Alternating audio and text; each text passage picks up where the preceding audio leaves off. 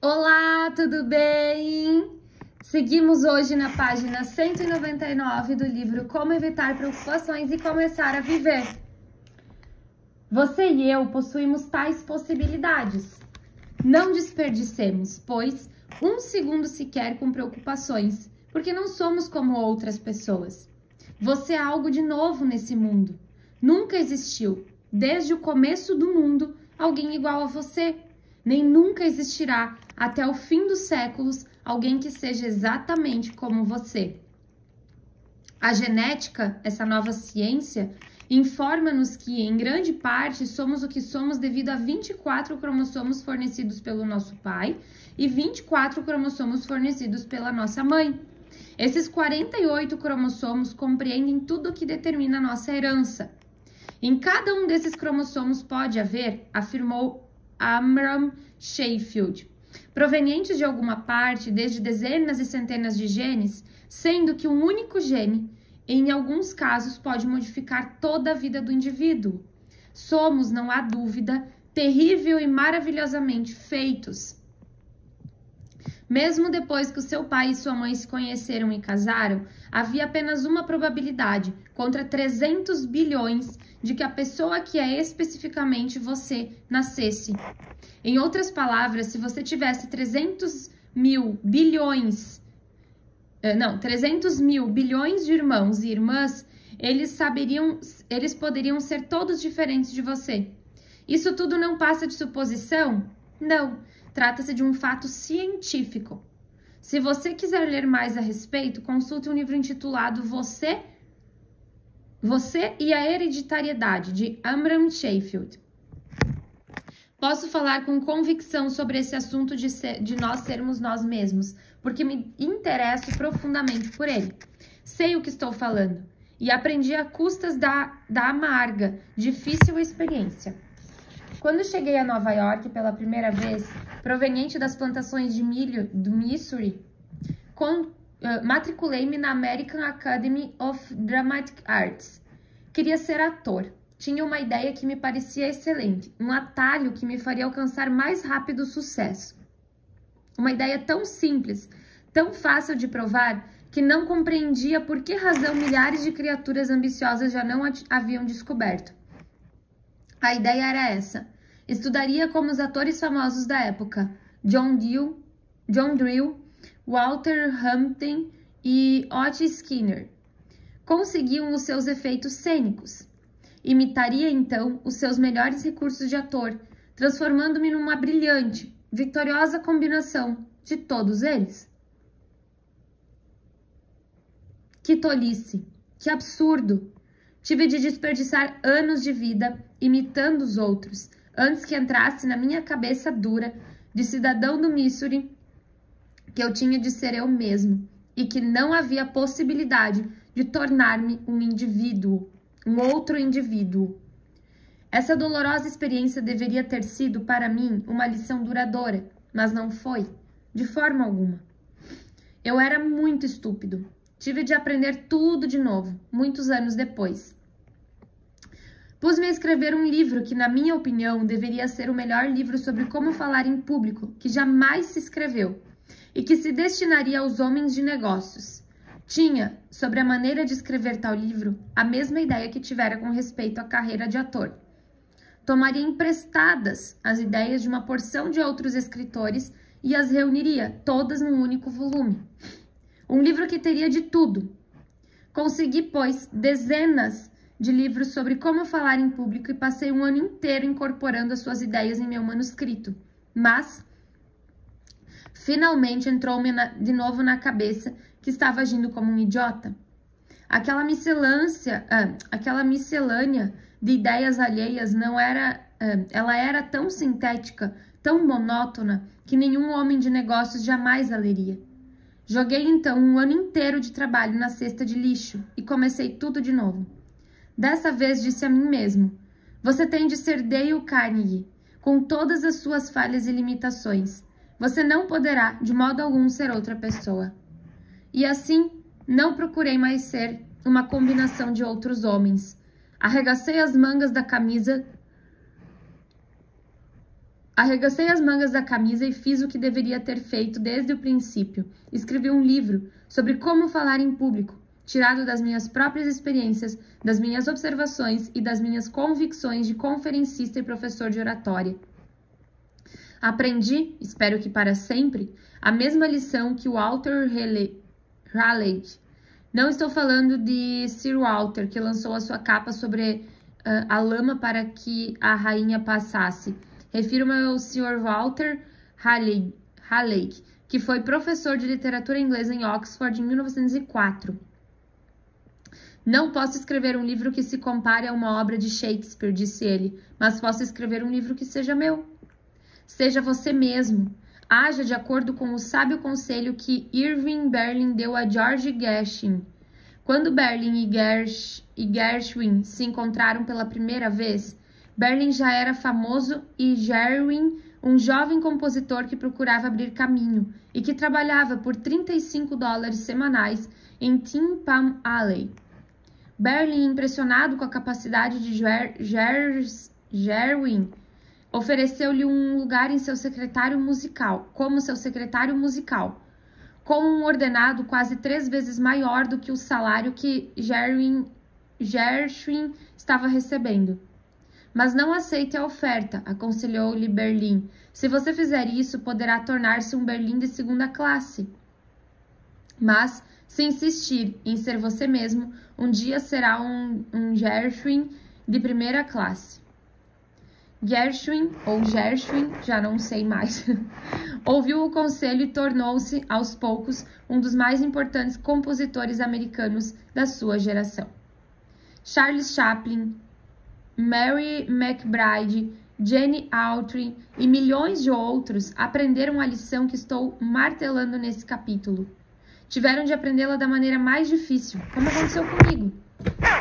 Quando Charles Chaplin começou a fazer filmes, o diretor das suas fitas insistia para que ele imitasse um comediante alemão que estava fazendo sucesso na época. Charles Chaplin não conseguiu coisa alguma enquanto não representou a sua maneira. Bob Hope passou por uma experiência semelhante. Perdeu anos trabalhando num número de canto e dança, e nada conseguiu, enquanto não começou a dizer gracejos e ser ele mesmo. Will Rogers, durante anos, girou o seu laço sem dizer uma palavra em espetáculos de vaudeville. Não conseguiu nada enquanto não descobriu o seu talento único para o humorismo e começou a falar durante os espetáculos. Quando Mary Margaret McBride apresentou-se pela primeira vez no rádio, começou a imitar uma comediante irlandesa e fracassou. Mas quando procurou ser apenas o que era, uma jovem simples do interior de Missouri, tornou-se uma das mais populares estrelas do rádio de Nova York. Quando Jane Autry procurava disfarçar o seu sotaque texano e vestir-se como os rapazes da cidade, afirmando ser de Nova York, o povo simplesmente ria logo que ele lhe voltava as costas. Mas quando se pôs a tanger o seu banjo e cantar baladas de cowboy, Jane Autry iniciou uma carreira que o tornou um dos mais populares cowboys, tanto do cinema como do rádio. Você é algo de novo nesse mundo. Alegre-se que seja assim. Tire o máximo proveito do que a natureza lhe deu. Em última análise, toda a arte é autobiográfica. Você pode cantar unicamente aquilo que você é. Pode pintar somente aquilo que você é. Você deve ser o que as suas experiências, o seu meio, a sua hereditariedade fizeram com que você fosse. Independentemente das consequências, você deve cultivar o seu pequeno jardim. Independentemente das consequências, você deve tocar o seu pequeno instrumento na orquestra da vida. Como Emerson bem o disse em seu ensaio sobre self-reliance, há um momento na educação de todo homem em que ele chega à conclusão de que a inveja é ignorância, a imitação, suicídio, e de que deve aceitar a si próprio, independentemente das consequências, tal como é, e de que, embora o universo esteja cheio de ouro, nenhum grão de milho lhe virá às mãos, a não ser por meio do trabalho a que se dedica no pedaço de terra que lhe foi dado ao cultivar. O poder que reside dentro dele é novo na natureza, e ninguém, senão ele, sabe o que é que pode ser feito. Nem ele mesmo sabe enquanto não o experimentar. Emerson disse isso dessa maneira, mas eis aqui como disse um poeta já falecido, Douglas Malloch. Se você não puder ser um pinheiro no topo da colina, seja um arbusto no vale, mas seja o melhor arbusto à margem do regato. Seja um ramo, se não puder ser uma árvore. Se não puder ser um ramo, seja um pouco de relva e dê alegria a alguns caminhos. Se não puder ser almíscar, seja então apenas uma tilha, porém a tilha mais cheia de vida do lago. Não podemos ser todos capitães, temos de ter tripulação. Há alguma coisa para todos nós aqui. Há grandes obras e outras menores a realizar, e é a primeira a tarefa que devemos empreender. Se você não puder ser uma estrada, seja apenas uma senda. Se não puder ser sol, seja uma estrela. Não é pelo tamanho que terá êxito ou fracasso, mas seja o melhor, independentemente do que você já é. Para cultivar uma atitude mental que nos traga paz e nos liberte das preocupações, eis o princípio 5. Não imitemos os outros, encontremos a nós mesmos e sejamos nós mesmos. Capítulo 17. Se você tiver um limão, faça uma limonada. Quando escrevi esse livro, passei certo dia pela Universidade de Chicago e perguntei ao seu chanceler, Robert Maynard Hopkins, o que ele fazia para evitar as preocupações.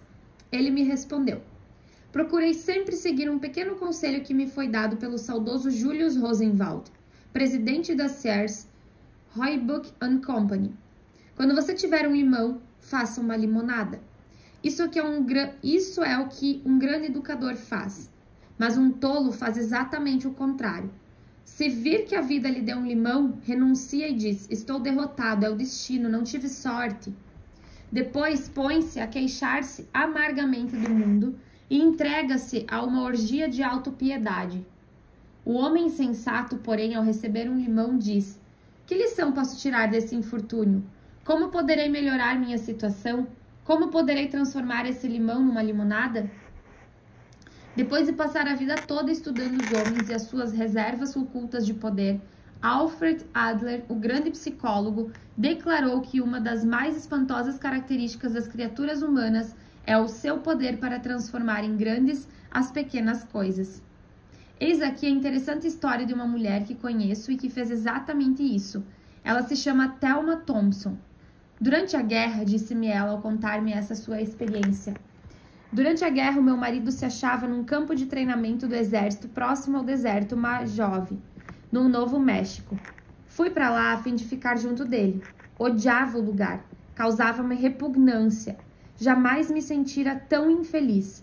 O meu marido partiu, em manobras, para o deserto de Mojave e fiquei sozinha numa pequena barraca. O calor era insuportável. 125 graus Fahrenheit à sombra dos cactos. Nenhuma viva alma com quem se pudesse falar. O vento soprava sem cessar e todos os alimentos que eu comia, assim como o próprio ar que respirava, estavam cheios de areia, areia, areia. Sentia-me tão profundamente miserável, com tanta pena de mim mesma, que escrevi aos meus pais. Disse-lhes que ia renunciar a tudo e voltar para casa. Disse-lhes que não podia mais suportar aquele inferno. Preferia antes estar numa prisão. Como resposta, papai enviou-me apenas 2 versos. 2 versos que cantarão sempre em minha memória. 2 versos que mudaram completamente a minha vida. Os versos são: 2 homens olharam através das grades da prisão. Um viu lama, o outro as estrelas. Li e reli esses versos muitas vezes. Sentia-me envergonhada.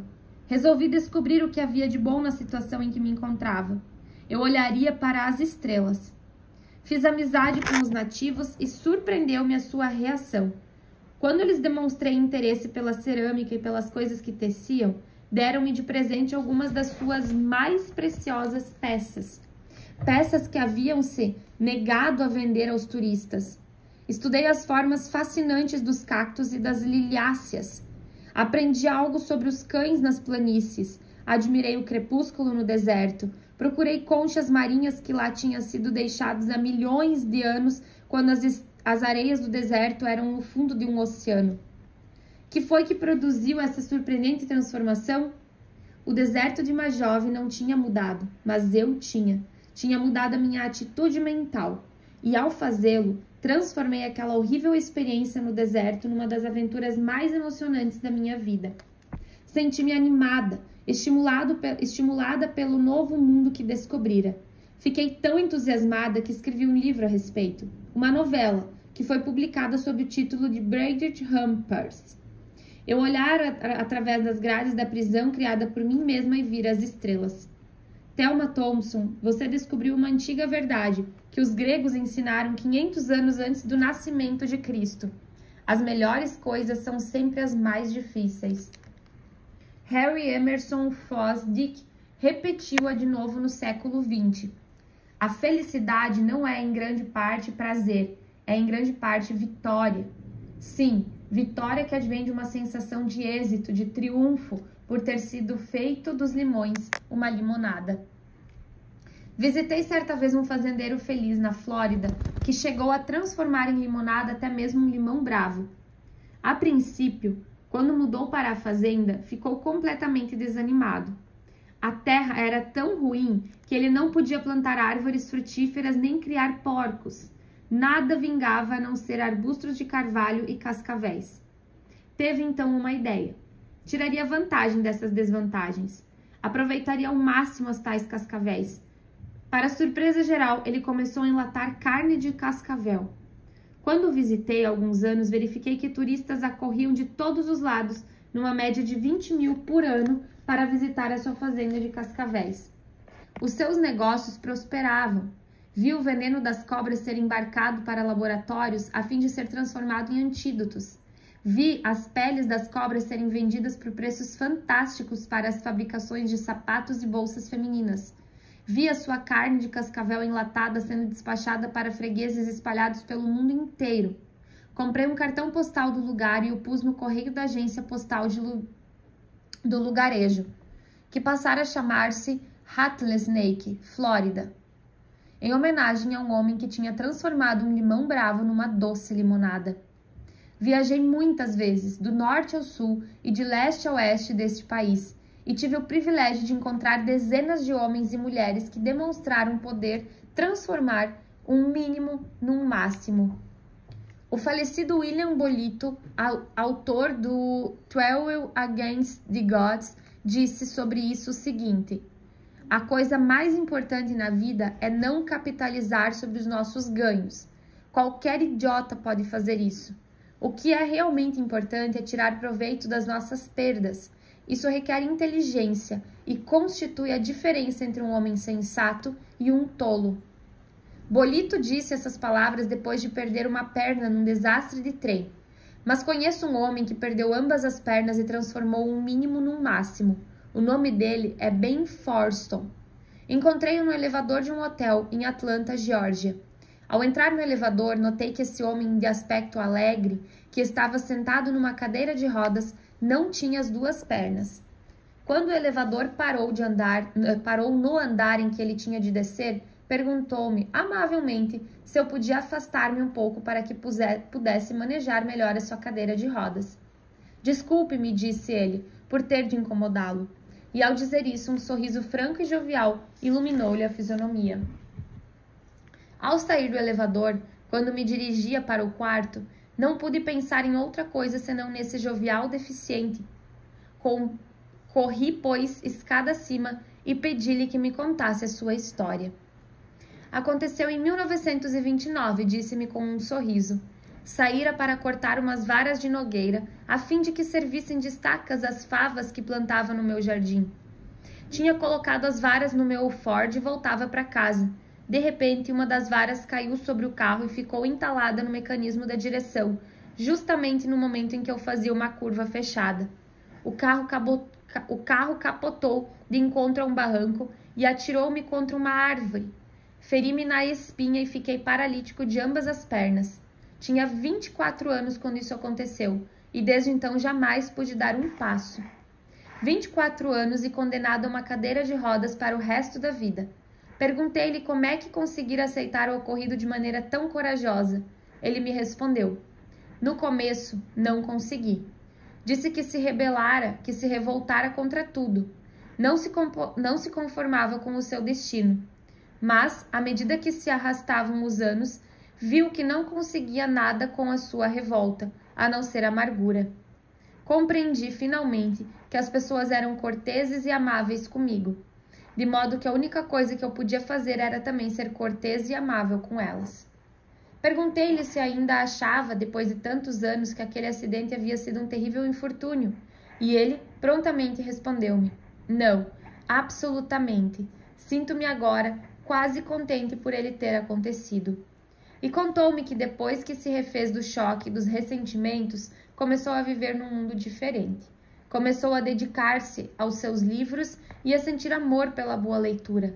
Lera, com 14 anos, pelo menos 1.400 livros.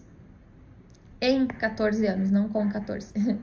E esses livros lhe abriram novos horizontes, enriquecendo-lhe a vida muito mais do que julgava possível.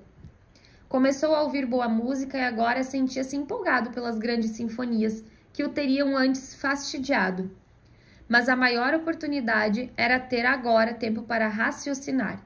Pela primeira vez na vida, disse-me ele, consegui ver o mundo e ter um sentido real de valores. Comecei a compreender que a maior parte das coisas pelas quais eu lutara não valiam absolutamente a pena. Em consequência dessas leituras, interessou-se pela política, estudou questões públicas, fez conferências na sua cadeira de rodas. Começou a conhecer uma porção de gente e a tornar-se também conhecido.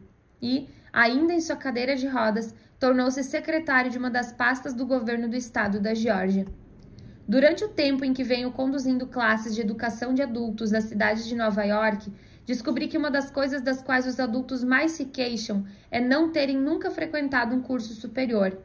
Parece que pensam que não terem feito uma universidade representa um grande obstáculo na vida. Sei que isso não é inteiramente certo, pois conheci milhares de homens de negócios vitoriosos que jamais foram além do curso secundário. Costumo mesmo contar a esses estudantes a história de um homem que conheço, de um homem que não terminou sequer o curso secundário. Cresceu em meio à maior pobreza. Quando o pai morreu, os amigos tiveram de se reunir para pagar pelo caixão em que foi enterrado. Depois disso, a mãe teve de trabalhar 10 horas diárias numa fábrica de guarda-chuvas. À noite, costumava trazer serviços avulsos para fazer em casa, trabalhando até às 11 horas. O rapazinho, criado em meio a essas circunstâncias, entrou para uma companhia dramática organizada por amadores, na igreja a cuja congregação pertencia. Experimentou tal entusiasmo pelo teatro que resolveu frequentar o curso onde se ensinava a falar em público. Isso o levou à política. Ao chegar aos 30 anos, foi eleito para a legislatura do estado de Nova York, mas achava-se terrivelmente mal preparado para assumir tal responsabilidade. Chegou mesmo a confessar que não entendia nada do que dizia a respeito às suas funções. Estudava os longos, complicados projetos de lei sobre os quais tinha de manifestar-se, mas, quanto ao que lhe dizia a respeito, tais projetos de lei eram, para ele, como se estivessem escritos na língua dos índios Choctaw. Sentiu-se preocupado, desorientado, ao ser nomeado membro de um comitê criado para tratar de assuntos florestais, ele, que jamais pusera os pés numa floresta. Ficou preocupado, desorientado, quando o nomearam membro da Comissão Estadual de Bancos, antes mesmo que tivesse conta em algum banco. Ele próprio me disse que se sentiu tão desanimado que teria renunciado ao seu lugar na legislatura se não se sentisse envergonhado de admitir à sua mãe o seu fracasso. Desesperado, resolveu estudar 16 horas por dia, transformando assim o limão da ignorância numa limonada de conhecimento. Transformou-se, agindo dessa maneira, do político local em uma figura nacional. Chegou a uma posição de tal preeminência que a New York Times o chamou de cidadão mais querido de Nova York. Refiro-me a Al Smith. 10 anos depois de Al Smith ter começado seu programa de autoeducação política, ele era a maior autoridade viva sobre os assuntos relacionados com o governo do estado de Nova York. Foi eleito 4 vezes governador de Nova York, recorde jamais igualado por qualquer outro homem. Em 1928, foi candidato pelo Partido Democrático à presidência da República. 6 grandes universidades, incluindo as de Columbia e Harvard, conferiram-lhe títulos honoríficos a ele, que nem sequer completara o curso secundário. O próprio Al Smith me confessou que nada disso teria acontecido se não houvesse decidido estudar 16 árduas horas por dia, transformando seus obstáculos em motivos de êxito. A fórmula de Nietzsche, com a referência ao homem superior, era não só suportar e vencer as necessidades, mas também amá-las. Quanto mais estudo as carreiras dos homens de ação, mais profundamente me convenço de que um número surpreendentemente grande entre eles venceu porque esses homens começaram a vida com muitos obstáculos. Obstáculos que os forçavam a realizar grandes empreendimentos e a conseguir grandes recompensas. William James disse: as nossas enfermidades auxiliam-nos de maneira inesperada. Sim, é provável que Milton tenha escrito melhor poesia por ter sido cego, e que Beethoven haja composto melhor música por ter sido surdo. A carreira brilhante de Helen Keller foi inspirada e só se tornou possível devido à sua cegueira e à sua mudez. Se